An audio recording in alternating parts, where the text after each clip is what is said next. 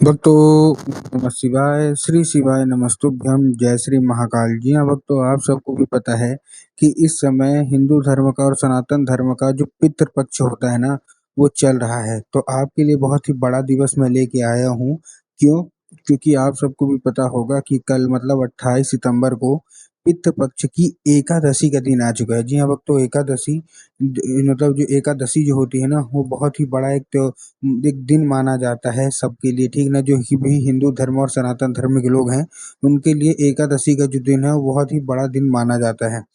तो अगर आपकी भी कोई ऐसी मनोकामना है जो कि अभी तक पूरी ही नहीं हो रही है और आप चाहते हैं कि पूरी हो जाए, तो ये उपाय ध्यान से सुन के अच्छे से करिएगा जरूर। अगर आपने आज का ये उपाय ध्यान से सुन के और अच्छे तरीके से कर लिया, तो अवश्य रूप से सारी की सारी इच्छा, सारी की सारी मनोकामना, जो कुछ भी आप चाहते हैं अपने पितरों से और बाबा भोलेनाथ से, तो सारी की सारी इच्छा मनोकामना अवश्य रूप से पूरी होगी ही होगी। क्या करना है, कैसे करना है, पूरा आपको समझाने वाला हूँ। तो बस उपाय ध्यान से सुन के अच्छे तरीके से करिएगा जरूर। अगर आपने आज का ये उपाय ध्यान से सुन के और अच्छे तरीके से कर लिया, तो अवश्य रूप से जो कोई भी इच्छा है, जो कोई भी मनोकामना है, वो सारी की सारी इच्छा, सारी की सारी मनोकामना अवश्य रूप से पूरी होगी ही होगी। क्या करना है, कैसे करना है, पूरा मैं आपको अच्छे तरीके से आपको समझाने वाला हूँ, ठीक। तो देखिए, जो हमारा पहला उपाय है, ठीक ना, तो उसमें आपको करना क्या है, एक लोटा जल लेना है। क्या लेना है? एक लोटा जल लेना है। और एक लोटा जल लेने के बाद क्या करना है, उसमें 2 से 3 बूंद गंगा जल लेना है और पहुंच जाना है कहाँ? पीपल के वृक्ष के नीचे। कहाँ? सुबह सुबह आप पहुंच जाइएगा। अब जैसे आप पीपल के वृक्ष के नीचे पहुंचेंगे, आपको क्या करना है, 3 बार पीपल की जो पेड़ है ना, उसकी परिक्रमा करनी है 3 बार। ठीक कर दिए? करने के बाद जैसे ही आप पीपल के वृक्ष की 3 बार परिक्रमा करेंगे, 3 बार परिक्रमा करने के बाद आपको जो कोई भी आपकी मनोकामना होगी, जो कोई भी इच्छा होगी, अपने पितरों को याद करके आपको चुपचाप क्या कर देना है, आपको अर्पित कर देना है बस। पूज्य गुरुदेव कहते हैं कि अगर आपने ऐसा कर लिया, तो आपके जो पितर होंगे ना, वो आपसे अवश्य रूप से खुश होंगे ही होंगे, और आपकी जो कोई भी इच्छा मनोकामना है, जो कि अभी तक पूरी नहीं हो रही है, उसको भी वो लोग अवश्य रूप से पूरी करेंगे ही करेंगे, ठीक। ये था कौन सा? ये था हमारा पहला उपाय। अब जो हमारा दूसरा उपाय है, उसमें आपको देखिए करना क्या है। जो हमारा दूसरा उपाय है, इस उपाय में आपको केवल और केवल करना क्या है, इस उपाय में आपको लेना क्या है, केवल और केवल ध्यान से सुनिएगा। इस उपाय में आपको चाहिए 2 दीपक। क्या चाहिए? 2 दीपक चाहिए। अब दीपक आपने ले लिया, दीपक लेने के बाद आपको करना क्या है, जैसे आपने दीपक ले लिया, दीपक लेने के बाद आपको करना क्या है, आपको चुपचाप सबसे पहले तो आपको दीपक में आपको ध्यान रखना है कि जो दीपक है वो मिट्टी का दीपक होना चाहिए, ठीक। बहुत सारे लोग दीपक लेने में गलती क्या करते हैं कि वो ऐसा वैसा ही दीपक ले लेते हैं, तो आपको वो नहीं लेना, आपको मिट्टी का दीपक लेना है। मिट्टी का दीपक जब आप लेंगे, तब आपको ध्यान रखना है कि वो जो उसमें गोल बाती होनी चाहिए, ठीक। बहुत सारे लोग तो लंबी बाती भी ले लेते हैं, तो आपको लंबी बाती नहीं लेना, गोल बाती लेना है, ठीक। ले लिया गोल बाती। अब गोल बाती लेने के बाद आपको करना क्या है, जैसे आपने गोल बाती लिया, उसमें आपको क्या डालना है, घी डालना है, तेल फूल के भी मत डालिएगा। ले लिया, लेने के बाद प्रदोष काल, प्रदोष काल का मतलब क्या है, जिनको नहीं पता ध्यान से सुन लीजिए। गुरुदेव ने बताया है कि जब दिन ढल रहा हो और रात आने वाली हो, उसको हम लोग प्रदोष काल बोलते हैं। तो आपको करना क्या है, प्रदोष काल में जाके अर्पित कर देना है कहाँ? पीपल के पेड़ के नीचे। और अपनी जो कोई भी इच्छा है, मनोकामना मांगना है, और अपने पूर्वज से जो कुछ भी आप चाहते हैं, वो भी आपको बोल देना है, ठीक। ये था दूसरा उपाय।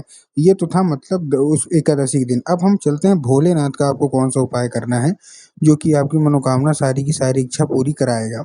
इस उपाय को करने के लिए आपको सबसे पहले क्या चाहिए, ये धन प्राप्ति का मैं आपको उपाय बता रहा हूँ। तो धन प्राप्ति के उपाय के लिए आपको 5 कनेर के फूल चाहिए। कितने? 5। अब जब आप कनेर के फूल लेंगे, तब आपको ध्यान रखना है कि जो फूल है, वो कहीं से भी खंडित या कहीं से भी खराब तो बिल्कुल भी नहीं होना चाहिए। बहुत सारे लोग फूल लेने में यही गलती करते हैं कि फूल ले तो लेते हैं, लेकिन वो खराब फूल ले लेते हैं। तो आपको फूल अच्छा लेना है, ठीक।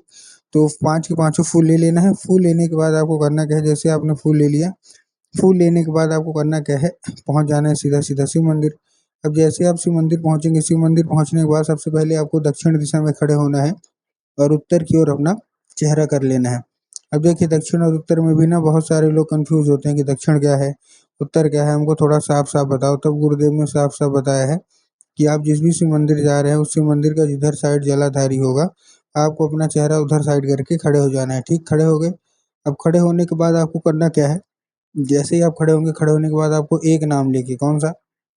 महादेव का बहुत ही सुंदर सा नाम है श्रमभेश्वर महादेव। तो आपको करना क्या है, श्रमभेश्वर महादेव का नाम लेके उन्हीं का स्मरण करके आपको चुपचाप क्या कर देना है, आपको अर्पित कर देना है पहला फूल। उसके बाद जो हमारा दूसरा फूल है, दूसरे फूल में आपको देखिए करना क्या है, जो हमारा दूसरा फूल है उस फूल को आपको लेना है और दूसरा फूल लेने के बाद आपको कहाँ अर्पित करना है, माता सुख सुंदरी की जगह पे। अब देखिए जिसको पता है कि माता सुख सुंदरी की जगह कहाँ होती है उनका तो ठीक, लेकिन बहुत सारे ऐसे लोग हैं जिनको यही नहीं पता कि माता सुख सुंदरी की जगह कहाँ होती है। तब गुरुदेव ने बताया कि जो जलाधारी है, जलाधारी के बिल्कुल बीचों बीच किसकी जगह होती है, माता सुख सुंदरी की। तो आपको करना क्या है, माता सुख सुंदरी की जगह पे आपको अर्पित कर देना है। ठीक, कर दिए। अब करने के बाद आपको करना क्या है, जैसे आपने कर दिया उसके बाद जो तीसरा फूल है वो आपको भगवान गणेश की जगह पे अर्पित करना है। अब भगवान गणेश की जगह कहाँ होती है, जलाधारी के बाएं साइड, मतलब लेफ्ट साइड किसकी जगह होती है, भगवान गणेश की। तो आपको तीसरा फूल आपको क्या कर देना है, वहां अर्पित कर देना है। अब हमारे पास आएगा चौथा फूल। तो आपको चौथा फूल कहाँ अर्पित करना है, जो चौथा फूल है वो आपको अर्पित करना है, जो जलाधारी का वो होता है ना, वो क्या बोलते हैं उसको, हस्त कमल, जो माता पार्वती का जो हस्त कमल होता है। तो आपको चौथा फूल क्या वहाँ अर्पित कर देना है। ठीक, कर दिया। अब करने के बाद जो आपको पांचवा फूल है वो आपको स्वयं जलाधारी में अर्पित करना है, जहाँ स्वयं माता पार्वती का वास होता है। बस पूज्य गुरुदेव कहते हैं ज़्यादा से ज़्यादा 1 महीना या ज़्यादा से ज़्यादा 1.5 महीना लगेगा। अवश्य रूप से आपकी जो कोई भी इच्छा आप चाहते हैं, जो कोई भी मनोकामना आप चाहते हैं, सारी की सारी इच्छा मनोकामना अवश्य रूप से पूरी होगी ही होगी। ठीक, ये था कौन सा, ये था हमारा दूसरा उपाय। अब हम चलते हैं अपने कर्जा मुक्ति के उपाय की ओर। बहुत सारे लोग कर्जा मुक्ति का उपाय जानना चाहते हैं कि हमको कर्जा मुक्ति का उपाय बताओ। तब गुरुदेव ने कर्जा मुक्ति का उपाय बताया। इस उपाय में आपको कच्चा दूध चाहिए और कच्चा दूध लेने के बाद पहुंच जाना है कहाँ, सीधा सीधा शिव मंदिर। अब जैसे आप शिव मंदिर पहुंचेंगे कच्चा दूध लेने के बाद, अब फिर आपको करना क्या है, कच्चा दूध लेने के बाद जैसे आप शिव मंदिर पहुंचे, शिव मंदिर पहुंचने के बाद आपको क्या करना है, माता सुख सुंदरी को प्रणाम करना है और उसके बाद आपको कहाँ पहुंच जाना है, उसके बाद आपको सीधा सीधा जाना है बरगद के पेड़ के नीचे। जब जब आप बरगद के पेड़ के नीचे जाएंगे तो आपको क्या करना है, 3 बार बरगद की पेड़ की परिक्रमा करनी है। ठीक, तो 3 बार बरगद के पेड़ की आपने परिक्रमा कर ली।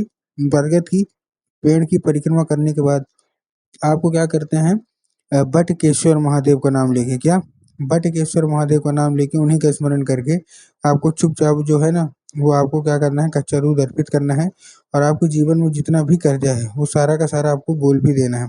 पूज्य गुरुदेव कहते हैं कि अगर आपने इतना कर लिया तो अवश्य रूप से आपके जीवन में जितना भी कर्जा होगा ना, सारा का सारा जो कर्जा है वो अवश्य रूप से समाप्त तो होगा ही होगा। ठीक, तो उम्मीद करता हूँ आज के जितने भी मैंने आपको उपाय बताए सारे के सारे उपाय समझ में आ गए होंगे। उपाय अच्छे लगे हों तो कमेंट बॉक्स में हर हर महादेव अवश्य रूप से लिख दें।